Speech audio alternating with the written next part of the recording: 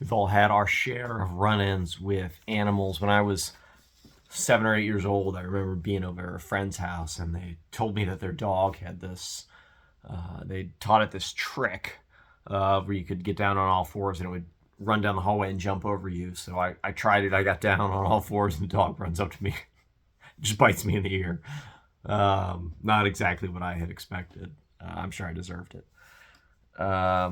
Since Genesis 3, there's always been times when we've been in conflict with animals. I've just read this fantastic story about this guy in New York City, and he's moving a couch with his roommate in a rented U-Haul. They look down and they see this toy snake on the floor, so the guy bends down to grab it and realizes it wasn't a toy. And to quote, after he crashed the U-Haul into the car in front of them, the two roommates still had to deal with a live snake in the truck. I put the car in park. We had our feet up on the seat. At first, I thought to chuck it out the window, but then I realized we were in Manhattan, and there was nowhere for me to really put it. There are pedestrians everywhere. So the police came. Police wanted nothing to do with it. And so animal control eventually comes and hauls it away. Right, so there is this conflict between people and animals. And I heard someone once suggest that animals take offense to us because they know we have a conflict with their master. That really stuck with me. Once original sin enters the picture, we're in conflict with creation, and that includes the animals. To join in the epic story that God is spinning, the redemption tale that is reweaving, the terror in the cosmos that sin has caused, we remember that the story of creation is one of God creating animals and humans out of love. We once lived in a garden in peace together. Humans were created in the image of God, but animals are part of that beginning of creation. And then sin enters the picture, and it causes all these divisions. And it is, we talk about this, right, between the vertical and the horizontal. It's between us and God, as well as between one another, and also between us and creation, including the animals. Therefore, when we join in with efforts to be reconciled with God's creation, including caring for the earth and God's beloved animals, we're participating in God's redemptive work. So today we're wrapping up our series on leaders in church history, from Augustine of Hippo in the 4th century Algeria to Johnny Erickson Tata in modern-day California, very much not like 4th century Algeria. Today we conclude with one of the most venerated saints of the church, Giovanni di Pietro di Bernardone. I'm sure I butchered that. Better known as St. Francis. He was best known for bringing the world the first live nativity scene in 1223. Quite a legacy to leave. Born in 1181 into wealth in Assisi, he was a devotee of troubadours, and he spent money lavishly. Not exactly the background you might expect, but while traveling as part of this army, 25 years later, he had this vision, and he returned to Assisi to seek a life of poverty. And in 1208, he did just that. He donned this coarse woolen tunic, and he went about the countryside exhorting people to penance, brotherly love, and peace. Know any places that could use such a message like that today? His example inspired others. He soon had 11 followers. His order grew. And eventually, Francis was traveling beyond Italy in his attempt to take the gospel to all people. He even traveled to Egypt. He preached to the Sultan during the 4th Crusade, which became meaningful later on, because after the fall of the Crusader kingdom, the Franciscans were the Christians allowed to remain in Jerusalem as custodians of the Holy Land. It's wild, these implications, way down the road. So he composed a simple rule to follow the teachings of our Lord Jesus Christ, to walk in his footsteps. They even venerated poverty. And he also believed that nature was the mirror of God. He preached the world was created good. It was created beautiful, and it needs redemption due to the brokenness, the introduction of human sin. He called all creatures his brothers and sisters. He supposedly preached to the birds. There's a story about a wolf that he supposedly persuaded to stop attacking a town if they agreed to feed him. Makes me wonder what he would do with some of those angry geese you see wandering around town.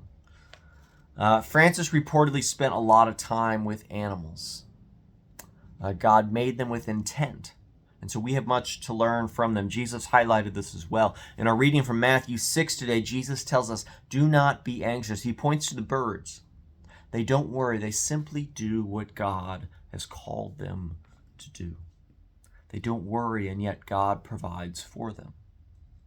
I don't think God would provide more for them if they were worrying. They don't build up barns to have supplies for the winter, and yet God cares for them. How much more, Jesus asked, will God care for us, we who are made in the image of God? It's a call to rest, to stop worrying. I love that conclusion to this. Let the evil of the day be sufficient. We have enough to worry about today. Don't worry about tomorrow. Let tomorrow take care of itself. And it's a call we all need to hear in the depths of our hearts, in the depths of our souls. Anxiety doesn't achieve anything. God doesn't love us more. God doesn't provide more for us. All anxiety does is it turns our attention away from God. It's negative prayer. We lose sight of what God is providing for us. If a bird spends all its time worrying in the nest, it'll miss out on the food. Instead, it just goes and it does what God has made and called it to do. Be like that. Jesus is telling us, trust God to provide for you. The God who made you cares infinitely about you. God demonstrates how much God cares for you on the cross. Do you think a God who is willing to die for you is going to forget about you in your moment of need? Like the animals, may we trust in God. May we rest from our unceasing anxiety. So the animals, they're teaching us not to be anxious. And they also remind us of God's creativity, which should bring us peace when we can't see a way forward through a current problem. Look at all the animals out there. There are nearly 11,000 species of birds in the world. One guy apparently just saw his 10,000th species, which is incredible. There's a competition every year, apparently, it starts on January 1, to see how many different species of birds you can see in a year. I would be terrible at this. I can recognize maybe 5 different types of birds. Either way, God has made everything from a hummingbird to an eagle. Think of the range of creation, the elephant, the platypus, those deep sea underwater things that wash up on shore that you can barely even recognize. God has this incredible creativity. If you get a dog, you decide between a Great Dane or a Dachshund or everything in between. God's creativity is beyond what we can imagine. And so when we pray, don't limit ourselves to the outcomes we can imagine. God is able to do impossibly more than we ask or imagine. Just look at the diversity of creation. Think about how all these animals, they fit their environments. And if God is able to come up with so many different, unique animals, why do we think God can only solve a problem in a way that we can imagine?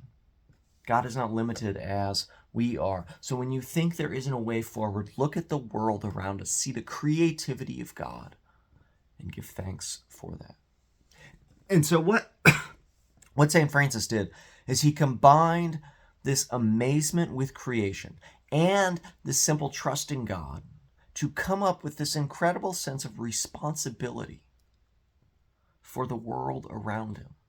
He was radically committed to preaching the gospel in all that he did. He trusted God completely and he wasn't anxious, and he was amazed at all that God had created, and he took all those things and he traveled far beyond Italy to proclaim the reality of God's love, to bring people peace in anxious times. He knew people were worried. He knew people were anxious, and he knew that God loved them, and he was amazed at them, and he wanted them to experience the same sense of peace. It's wild to think that he was preaching peace in the midst of anxiety in the 13th century. And here we are 800 years later, and we're still immersed in anxiety. Our IT director gives this annual presentation every year about all the technology threats that we need to be aware of and focused on. And I've never come out of that presentation less anxious than I was beforehand. It's terrifying.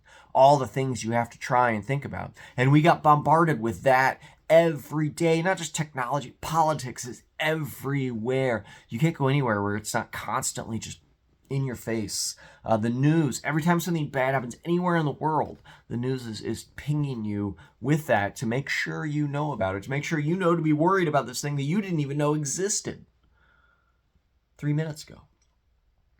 There's all these causes of anxiety, and you hear Jesus' voice saying, let today be enough. Don't worry about tomorrow. And the world is saying, no, you need to worry about tomorrow. Tomorrow may not even happen. And Jesus says, trust in God. Seek peace in God. And that's the message of St. Francis. Be amazed at the beauty of God's creation and seek peace, trusting in God's provision. Can we follow St. Francis? Can it free us from anxiety, give us the time and space to work for God's glory, like the animals, but without fear? To just work, to pursue what God has put in front of us, and do it with determination. Have you ever watched a squirrel try and get at a bird feeder, particularly one of those squirrel-proof bird feeders? You can spend hours. There's all sorts of videos online of the effort squirrels go through. We used to do this as a kid. We had all the options, and squirrels beat them all. And it was amazing. They work hard, but they don't worry. We're called to be the same way in the world, to proclaim the gospel with the same determination as a squirrel going after a bird feeder. To just trust in God, that God will provide.